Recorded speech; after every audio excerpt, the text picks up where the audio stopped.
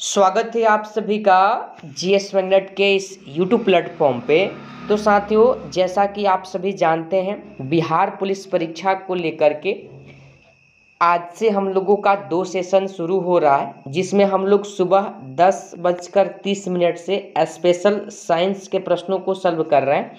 और मैंने आपको क्लास के माध्यम से बताया है कि 8 PM से डेली हम लोगों का जीके और जीएस का क्लास होगा, जिसमें हम आपको ज्ञान बिंदु जीएस एकेडमी माननीय रोशनानंद सर का जितना भी ऑफलाइन क्लास का न्यू प्रैक्टिस सेट है, सभी सेट को हम फ्री ऑफ कॉस्ट इस चैनल के माध्यम से सॉल्व करवाएंगे।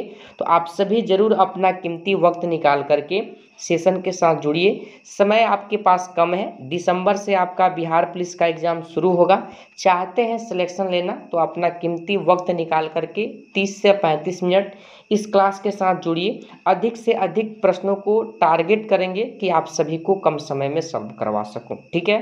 तो आइए, आप सभी का ज़्यादा समय व्यर्थ न करते हुए हम लोग इस सेशन को शुरू करते हैं। सेशन शुरू करने से पहले अगर आप इस चैनल पर नए हैं तो चैनल को सब्सक्राइब करके बगल वाले घंटी को जरूर दबा दीजिएगा, ताकि कोई भी वीडियो बिहार पुलिस से संबंधित इस चैनल पर लाया जाए तो यूट्यूब के द्वारा वीडियो का नोटिफिकेशन आपको प्राप्त हो और आप आसानी से उस वीडियो को देख सकें। देखिए, सेशन का पहला प्रश्न है, सॉल्व कीजिए इसको। पूछा है प्रश्न, निम्नलिखित में से पूर्वी घाट एवं पश्चिमी घाट का मिलन स्थल कौन सा है। आप सभी जानते हैं कि पूर्वी घाट एवं पश्चिमी घाट का मिलन स्थल नीलगिरी पहाड़ी है। क्या है? नीलगिरी पहाड़ी है। और ध्यान रखिएगा, नीलगिरी के दक्षिणी भाग में क्या है? पाल घाट दर्रा है। क्या है? पाल घाट दर्रा है। इस बात को आप लोग ध्यान रखिएगा। यह कहाँ है? तो तमिलनाडु में है, ठीक है। ध्यान रखिएगा, आपके प्रश्न का सही जवाब ऑप्शन नंबर सी होगा, पाल घाट दर्रा, ठीक है। चलिए, अगला प्रश्न क्या है, देखिए 2 नंबर। सागरीय जीव मूंगा किस प्रकार के महासागर में पाए जाते हैं? किस प्रकार के महासागर में पाए जाते हैं? ध्यान रखिएगा, उष्ण कटिबंधीय महासागर। ऑप्शन नंबर ए होगा 2 नंबर प्रश्न के लिए सही जवाब। इस बात को आप लोग ध्यान रखिएगा। चलिए, अगला प्रश्न है आपका 3 नंबर। निम्नलिखित में से कौन सा कृत्रिम झील नहीं है? देखिए, कृत्रिम झील कौन सा नहीं है, तो आप सभी जानते हैं रिहंद नदी पर भारत का सबसे बड़ा कृत्रिम झील गोविंद बल्लभ पंत सागर है, ठीक है। वही बात किया जाए उकाई झील के बारे में तो ध्यान रखिएगा, यह ताप्ती नदी गुजरात में है। लेकिन अगर बात किया जाए लोनार झील तो ध्यान रखिएगा, लोनार झील आपके प्रश्न का सही जवाब होगा। यह एक प्रकार का कृत्रिम झील नहीं है, यह क्या है? तो ज्वालामुखी उदागर से निर्मित झील है, ठीक है। ऑप्शन नंबर डी होगा 3 नंबर प्रश्न का सही जवाब। ध्यान रखिएगा, यहीं पर ध्यान रखिएगा, निजाम सागर झील कहाँ है? तो तेलंगाना में है, ठीक है। देखिए, कृत्रिम झील नहीं पूछा है, ऑप्शन नंबर डी हो जाएगा आपके 3 नंबर प्रश्न का सही जवाब। अगला प्रश्न है आपका 4 नंबर। निम्नलिखित में से कौन सी नदी महाबलेश्वर से नहीं निकलती है? देखिए, महाबलेश्वर से कुल 5 नदी निकलती है, जिसमें से कृष्णा है, कोयना है, सावित्री है, ठीक है, गायत्री है और वेन्ना है। यह 5 नदी महाबलेश्वर से निकलती है। नहीं पूछा गया है, ध्यान रखिएगा। गोदावरी नदी महाबलेश्वर से नहीं निकलती है, यह त्र्यंबकेश्वर पहाड़ी महाराष्ट्र से निकलती है, ठीक है। ध्यान रखिएगा, गोदावरी नदी की लंबाई अगर आपसे पूछे तो 1465 किलोमीटर है, ठीक है। और यहीं पर ध्यान रखिएगा, प्रायद्वीपीय भारत की सबसे लंबी नदी कौन सी है? तो गोदावरी नदी का नाम आप लोग ध्यान रखिएगा। गोदावरी नदी को ही बृहद गंगा के नाम से जाना जाता है, या दक्षिणी भारत की अगर गंगा आपसे पूछे तो ध्यान रखिएगा गोदावरी नदी को ही कहा जाता है, ठीक है। नहीं पूछा गया है, ऑप्शन नंबर ए होगा 4 नंबर प्रश्न का सही जवाब। अगला प्रश्न है 5 नंबर। हरियाली योजना जिसका संबंध जल प्रबंधन से है, कब आरंभ हुआ? यानी कि किस वर्ष आरंभ हुआ? ध्यान रखिएगा, 5 नंबर प्रश्न का सही जवाब 2003 में आरंभ हुआ था, ठीक है। ऑप्शन नंबर सी होगा 5 नंबर प्रश्न का सही जवाब। ध्यान रखिएगा। अगला प्रश्न है 6 नंबर। निम्नलिखित में से किस परियोजना से हिमाचल प्रदेश लाभान्वित नहीं होता है? बताइए, किस परियोजना से नहीं होता है? तो ध्यान रखिएगा आप सभी लोग, यानी कि सुइल नदी परियोजना से लाभान्वित होता है, पुंग बांध परियोजना से भी लाभ मिलता है, किसाऊ परियोजना से भी लाभ मिलता है, ठीक है। वही बात किया जाए रामगंगा परियोजना से हिमाचल प्रदेश को लाभ नहीं मिलता है। ऑप्शन नंबर डी होगा 6 नंबर प्रश्न का सही जवाब। इससे लंबान्वित राज्य पूछा जाए तो ध्यान रखिएगा उत्तराखंड। ठीक है, अगला प्रश्न है 7 नंबर, भारत का स्वर्णिम तंतु कहा जाता है, किसे कहा जाता है स्वर्णिम तंतु? ध्यान रखिएगा आप सभी लोग, ऑप्शन नंबर बी को जूट को कहा जाता है। किसे कहा जाता है? जूट। आप लोग ध्यान रखिएगा, ऑप्शन नंबर बी आपके 7 नंबर प्रश्न का सही जवाब होगा। अगला प्रश्न है 8 नंबर, भदावरी किस पशु का नस्ल है? भदावरी जो है किस पशु का नस्ल है आपसे पूछा गया है। ध्यान रखिएगा आप सभी लोग, ऑप्शन नंबर ए को भैंस की नस्ल है। भैंस की नस्ल क्या है? भदावरी है। इस बात को आप लोग ध्यान रखिएगा। अगला प्रश्न है 9 नंबर, केरल किस खनिज के लिए प्रसिद्ध है? केरल जो है किस खनिज के लिए प्रसिद्ध है? देखिए, केरल का अगर बात किया जाए तो थोरियम भी पाया जाता है, मोनाजाइट के लिए भी प्रसिद्ध है। ठीक है, दोनों के लिए प्रसिद्ध है। ऑप्शन नंबर डी को देखिए, ए तथा बी दोनों दिया गया है। ऑप्शन नंबर डी आपके प्रश्न का सही जवाब होगा। ठीक है, अगला प्रश्न है देखिए 10 नंबर, निम्नलिखित ऊर्जा स्रोतों को उसके क्षमता के अनुसार सही अवरोही क्रम में व्यवस्थित कीजिए। देखिए, सही अवरोही क्रम का अगर बात किया जाए तो सबसे अधिक हो जाएगा कोयला, उसके बाद नवीकरणीय ऊर्जा हो जाएगा। ठीक है, उसके बाद जल विद्युत ऊर्जा हो जाएगा, और ध्यान रखिएगा इसके बाद क्या होगा प्राकृतिक गैस, और लास्ट में क्या होगा तेल। क्योंकि तेल की प्रतिशत मात्रा अगर पूछा जाए तो 0.21% हो गया। ठीक है, देखिए तो 3 से शुरू होगा, पहला 3, दूसरा नंबर आएगा यानी कि 3, 2, 1, 4, 5 और एक 6 ऑप्शन में नहीं है, इसको हटा दीजिए आप सभी लोग। ठीक है ना, तो ऑप्शन नंबर बी होगा आपके 10 नंबर प्रश्न का सही जवाब। प्रश्न है 11 नंबर आपका, बिहार स्थित डालमिया नगर प्रसिद्ध है। ध्यान रखिएगा, डालमिया नगर जो है रोहतास में है। कहाँ है? रोहतास में है, इस बात को ध्यान रखिएगा। और यह एक प्रकार का सीमेंट का कारखाना है। ठीक है, जिसकी स्थापना 1939 ईस्वी में जयदयाल डालमिया के द्वारा किया गया था। ठीक है, तो ऑप्शन नंबर ए होगा 11 नंबर प्रश्न का सही जवाब। इस बात को आप लोग ध्यान रखिएगा। अगला प्रश्न है आपका 12 नंबर, देख लीजिए यहाँ पर, निम्नलिखित में से किस जगह अनुसूचित जाति यानी कि एससी का निवास नहीं है? ध्यान रखिएगा आप सभी लोग, एससी का जो निवास नहीं हो जाएगा, लक्षद्वीप में नहीं है, अरुणाचल प्रदेश में भी नहीं है, नागालैंड में भी नहीं है। ठीक है, उपयुक्त डी आपके प्रश्न का सही जवाब होगा, ध्यान रखिएगा। 13 नंबर प्रश्न है, चंद्रप्रभा वन्यजीव अभ्यारण्य किस राज्य में है? बताइए किस राज्य में है? ध्यान रखिएगा, यानी कि उत्तर प्रदेश में है। कहाँ है? उत्तर प्रदेश आपके प्रश्न का सही जवाब होगा, ध्यान रखिएगा। अगला प्रश्न है 14 नंबर, गिब्सन मरुस्थल कहाँ अवस्थित है? गिब्सन मरुस्थल के बारे में आपसे पूछा गया है, ध्यान रखिएगा, ऑस्ट्रेलिया में है। कहाँ है? ऑस्ट्रेलिया आपके प्रश्न का सही जवाब होगा, ऑप्शन नंबर ए में दिया गया। ठीक है, अगला प्रश्न है 15 नंबर, आकृतिक वृत्त है विषुवत रेखा के, मतलब पश्चिम में है या दक्षिण में है, पूर्व में है या उत्तर में है? बताइए किस दिशा में है? ध्यान रखिएगा आप लोग, उत्तर में है। कहाँ है? उत्तर में है। ऑप्शन नंबर सी आपके 15 नंबर प्रश्न का सही जवाब होगा। 16 नंबर प्रश्न है, प्रसिद्ध ऐतिहासिक ग्रंथ गॉड वहू के रचयिता कौन है? बताइए इसके रचयिता कौन है? ध्यान रखिएगा, प्रश्न इंपॉर्टेंट है और आपके प्रश्न का सही जवाब वाक्पति हो जाएगा, ऑप्शन नंबर बी में दिया गया। ठीक है, अगला प्रश्न है 17 नंबर, निम्नलिखित में से किस महाजनपद का संबंध उत्तर प्रदेश से नहीं है? उत्तर प्रदेश से किस महाजनपद का संबंध नहीं है, आपसे प्रश्न पूछा गया है। ध्यान रखिएगा, सूरसेन, वत्स और मल्लव का संबंध उत्तर प्रदेश से है। वही अंग का बात किया जाए तो ध्यान रखिएगा आप सभी लोग, अंग की राजधानी कहाँ है? तो ध्यान रखिएगा चंपा, जो बिहार में है। ठीक है, तो अंग का संबंध बिहार से है, इस बात को ध्यान रखिएगा, नहीं पूछा गया है। ऑप्शन नंबर डी आपके प्रश्न का सही जवाब होगा। अगला प्रश्न है 18 नंबर, सातवाहनों की राजधानी प्रतिष्ठान अवस्थित थी, किस नदी के किनारे अवस्थित थी? तो ध्यान रखिएगा, गोदावरी नदी के किनारे। ऑप्शन नंबर ए आपके 18 नंबर प्रश्न का सही जवाब होगा। 19 नंबर प्रश्न है, यौनिका से तात्पर्य है, यौनिका से क्या तात्पर्य है? तो ध्यान रखिएगा, ऑप्शन सी नाट्य पर्दा, नाट्य पर्दा ऑप्शन नंबर सी आपके प्रश्न का सही जवाब होगा। 20 नंबर प्रश्न है, किस गुप्त शासक के समय पाटलिपुत्र एवं उज्जैन विद्या के प्रमुख केंद्र था? बताइए किसके समय था? तो ध्यान रखिएगा, ऑप्शन नंबर बी, जो लोग भी बता रहे हैं चंद्रगुप्त द्वितीय, बिल्कुल आपका सही जवाब है, ध्यान रखिएगा, इंपॉर्टेंट प्रश्न है।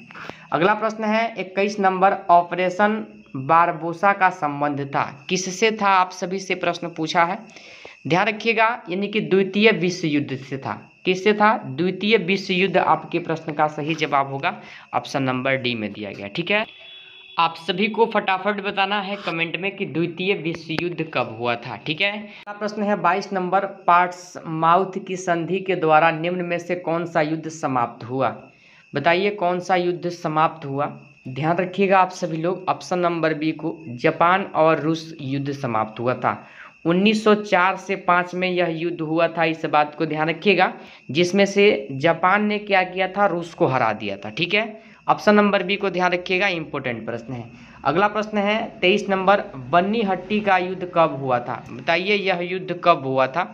ध्यान रखिएगा, ऑप्शन नंबर ए 23 जनवरी 1565 में हुआ था। ठीक है, चलिए अगला प्रश्न है 24 नंबर, मुगल साम्राज्य के अंतर्गत शाहजहां के पुत्रों के बीच उत्तराधिकार का अंतिम युद्ध कौन सा युद्ध था?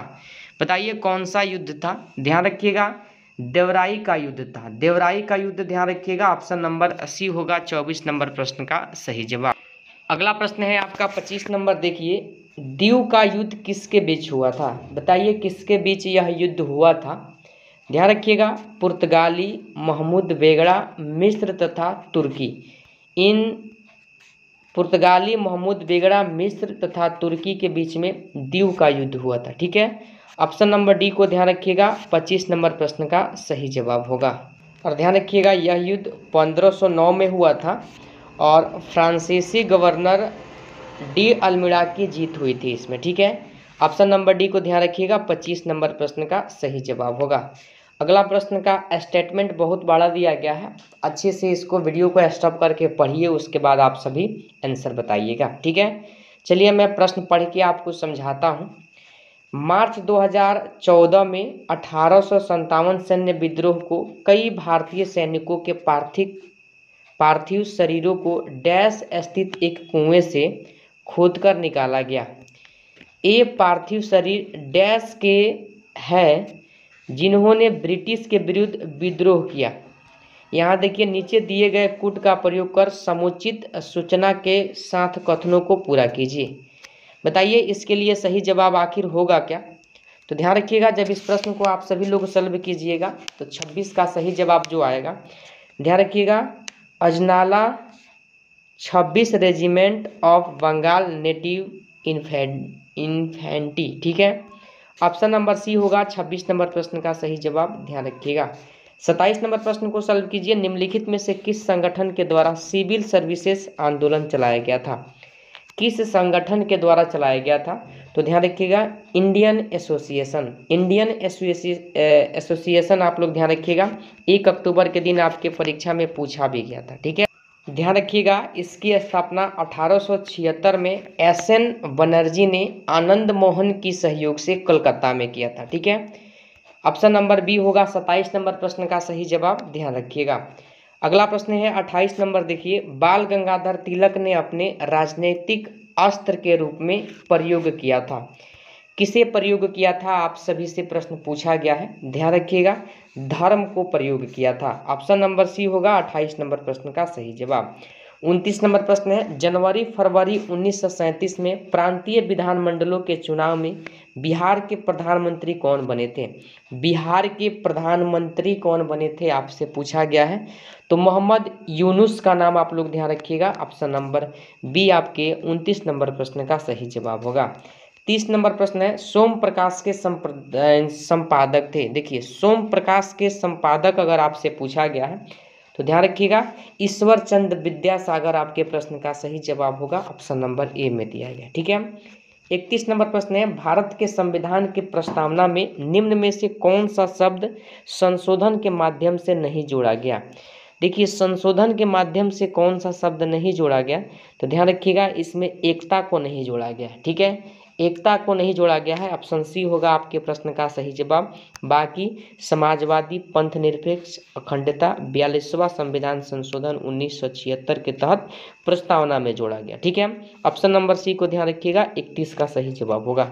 32 नंबर प्रश्न है, भारत के राज्य चिन्ह अशोक स्तंभ में निम्न में से किस पशु का अंकन नहीं है?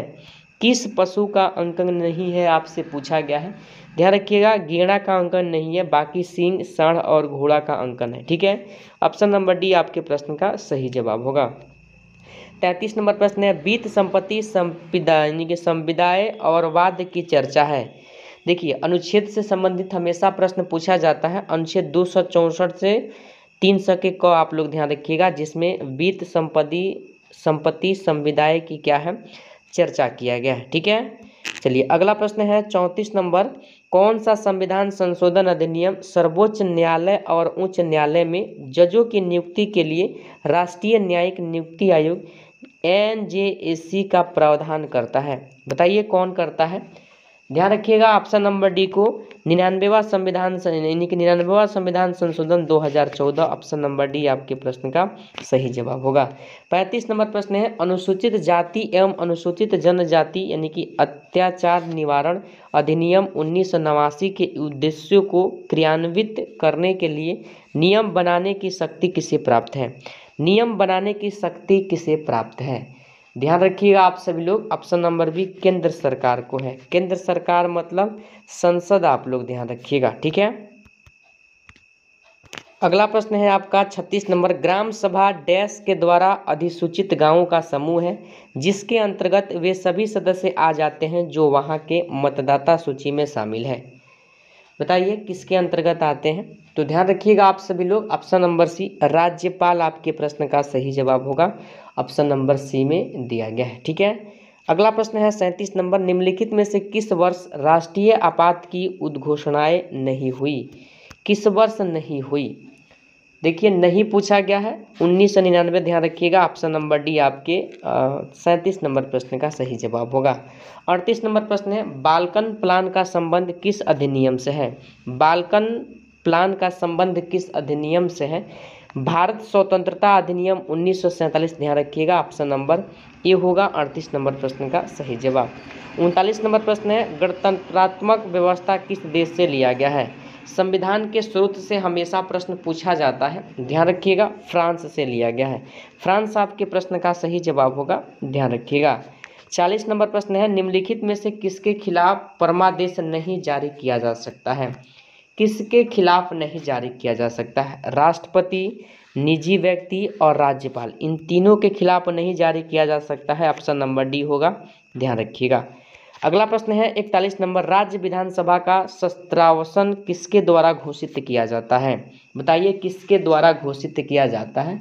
तो ध्यान रखिएगा ऑप्शन नंबर सी को राज्यपाल आपके प्रश्न का सही जवाब होगा। ठीक है, 42 नंबर प्रश्न है राज्य सरकार का सबसे बड़ा विधि अधिकारी कौन होता है? राज्य सरकार का सबसे बड़ा विधि अधिकारी, बिहार मद्य निषेध में भी यह प्रश्न पूछा गया था, ध्यान रखिएगा, यानी कि महाधिवक्ता होता है। कौन होता है? महाधिवक्ता होता है, इस बात को आप लोग ध्यान रखिएगा। अगला प्रश्न है 43 नंबर, भारतीय संसद के द्वारा राष्ट्रपति उत्तराधिकार अधिनियम कब पारित किया गया? कब पारित किया गया? तो ध्यान रखिएगा 1969 में पारित किया गया। ऑप्शन नंबर ए आपके प्रश्न का सही जवाब होगा। प्रश्न है 44 नंबर, निम्नलिखित में से कौन सा मौलिक कर्तव्य संविधान संशोधन के माध्यम से जोड़ा गया? संविधान संशोधन के माध्यम से, ध्यान रखिएगा, वर्तमान में 11 मौलिक कर्तव्य है और 11वां मौलिक कर्तव्य 6 से 14 वर्ष के बच्चों हेतु प्राथमिक शिक्षा प्रदान करना माता पिता या संरक्षक के द्वारा। ठीक है, ध्यान रखिएगा, इसे 86वां संविधान संशोधन 2002 के तहत जोड़ा गया। बिल्कुल सही है। ठीक है, वही बात किया जाए अगले नंबर ऑप्शन का, तो ध्यान रखिएगा आप सभी लोग, यानी कि देश की रक्षा करना यह भी मौलिक कर्तव्य है, सार्वजनिक संपत्ति की सुरक्षा रखें यह भी सही है। ठीक है, तीनों सही है ऑप्शन, ध्यान रखिएगा, ऑप्शन नंबर डी आपके प्रश्न का सही जवाब होगा। 45 नंबर प्रश्न है सर्वोच्च न्यायालय में मूलतः कितने न्यायाधीश का प्रावधान है?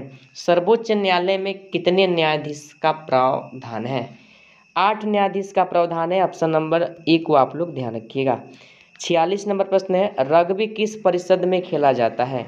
रग्बी किस परिषद में खेला जाता है? ध्यान रखिएगा, पिच पे खेला जाता है रग्बी, ऑप्शन नंबर सी आपके प्रश्न का सही जवाब होगा। अगला प्रश्न है 47 नंबर, साहित्य अकादमी पुरस्कार जीतने वाली प्रथम महिला कौन थी? प्रथम महिला कौन थी? देखिए प्रथम महिला पूछा है, अमृता प्रीतम का नाम ध्यान रखिएगा, ऑप्शन नंबर बी आपके 47 नंबर प्रश्न का सही जवाब होगा। 48 नंबर प्रश्न है साधन लागत पर राष्ट्रीय आय आपसे पूछा गया है। साधन लागत पर राष्ट्रीय आय NNP माइनस अप्रत्यक्ष कर प्लस क्या होता है, अनुदान होता है। ठीक है, ऑप्शन नंबर सी को ध्यान रखिएगा, 48 नंबर प्रश्न का सही जवाब होगा। अगला प्रश्न है आपका 49 नंबर, लॉरेंज वक्र का संबंध है, किससे है इसका संबंध? तो ध्यान रखिएगा आप सभी लोग, 49 का सही जवाब आय विषमता की माप से है। ठीक है, ध्यान रखिएगा, ऑप्शन नंबर बी आपके 49 नंबर प्रश्न का सही जवाब होगा। अगला प्रश्न है 51 नंबर, भारतीय औद्योगिक विकास बैंक IDBI की स्थापना किस वर्ष हुई? देखिए, IDBI की स्थापना अगर आपसे पूछा है तो ध्यान रखिएगा 1992 में हुआ था। कब हुआ था? 1992 में हुआ था, इस बात को आप लोग ध्यान रखें। अगला प्रश्न है 51 नंबर, निम्न में से कौन मूल भौतिक राशि है? मूल भौतिक राशि कौन है? तो ध्यान रखिएगा, मूल भौतिक राशि आपका क्या हो जाएगा, कौन नहीं है? देखिए, ताप का क्या होता है? तो ध्यान रखिएगा, ताप का आपका केल्विन होता है। ठीक है, वही बात किया जाए लंबाई, तो लंबाई क्या है? दूरी। दूरी में को किस में मापा जाता है? लंबाई। समय को सेकंड में मापा जाता है। तीनों सही है। आवृत्ति आपके प्रश्न का सही जवाब होगा, ऑप्शन नंबर ए को आप लोग ध्यान रखिए। चलिए, तो जीके जीएस से हम लोगों का जो ऑफलाइन क्लास का टेस्ट था 51 प्रश्न कंप्लीट हुआ। ठीक है, अब आगे मैथ, रीजनिंग और हिंदी इंग्लिश के प्रश्न हैं जो हम लोग कल से सॉल्व करेंगे। कमेंट में बताइए 51 प्रश्न में कितना स्कोर आपका हुआ। ठीक है, सेशन कैसा लगा कमेंट में ज़रूर बताइए। चैनल पर नए हैं, चाहते हैं बिहार पुलिस परीक्षा के लिए ज्ञान बिंदु GS एकेडमी माननीय रोशनानंद सर के प्रैक्टिस सेट को सॉल्व करना फ्री ऑफ कॉस्ट, जरूर चैनल को सब्सक्राइब करके बगल वाले घंटी को दबा दीजिएगा, ताकि कोई भी वीडियो इस चैनल पर लाया जाए तो यूट्यूब के द्वारा वीडियो का नोटिफिकेशन आपको मिल सके। ठीक है, तो आज के सेशन में बस इतना ही, फिर मिलते हैं अगले सेशन के साथ। तब तक के लिए जय हिंद, जय भारत।